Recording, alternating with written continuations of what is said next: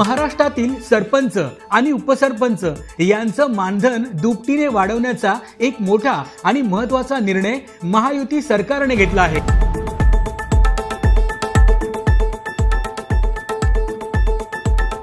या निर्णयानुसार आता सरपंचांना ग्रामपंचायतीच्या लोकसंख्येच्या वर्गवारीनुसार 6,000 ते 10,000 रुपये तर उपसरपंचांना 2,000 ते 4,000 रुपये पर्यंतचं दरमहा मानधन मिळणार आहे। सध्या सरपंचांना 3,000 पासून ते 5,000 रुपयांपर्यंतचं मानधन मिळतं, तर उपसरपंचांना दरमहा 1,000 ते 2,000 रुपयांपर्यंतचं मानधन मिळतंय। महाराष्ट्रातील 28,813 ग्रामपंचायतींच्या सरपंच आणि उपसरपंचांना या मानधन वाढीचा मोठा लाभ मिळणार आहे।